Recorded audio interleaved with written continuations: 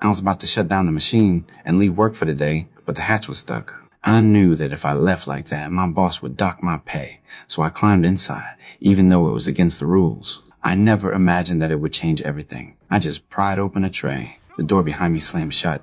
My body was torn apart, and it hurt terribly. I screamed. My colleagues heard me and rushed over. They tried to force the door open, but my supervisor stopped them. The machine was too expensive to risk damaging. To him, my life was worthless compared to the damage to the machine. He kicked everyone out. 3 hours later, the system finally shut down. They pulled me out. I barely survived, but the radiation had destroyed my internal organs. The doctor gave me 2 days to live at most. I thought the company would step up. Instead, the boss just sneered at me. He said I had dirtied the hospital bed. To him, I was trash, a disposable worker. He threw me a bottle of painkillers and told me to get out. That's when my anger erupted.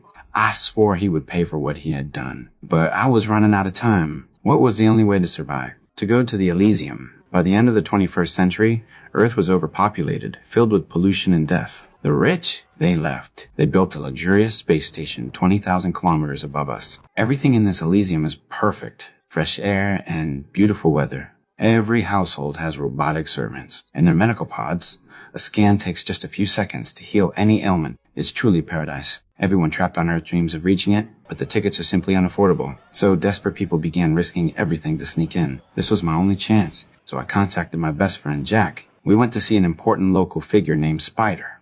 He could forge citizenship documents and help people smuggle themselves into paradise. But his price was high. Even Jake and I combined didn't have enough money. I asked him to let me pay him back later, saying I would repay him if I succeeded. He laughed in my face and said I was crazy. Then he found out I only had 2 days to live. Suddenly, his whole attitude changed. He offered to take care of everything, flights, fake IDs, even food and lodging. If I wanted to make the exchange, I would have to kidnap a high-ranking executive from the Elysium visiting Earth, connect a neural device to download the financial data from his brain, and bring it back to my mind. I hesitated. These guys all have robot bodyguards. I could barely stand up. Spider saw this, so he brought out the equipment and exoskeleton. Once it was strapped to my bones, I would be as strong as any machine. Jake tried to convince me to give up, but I had no choice.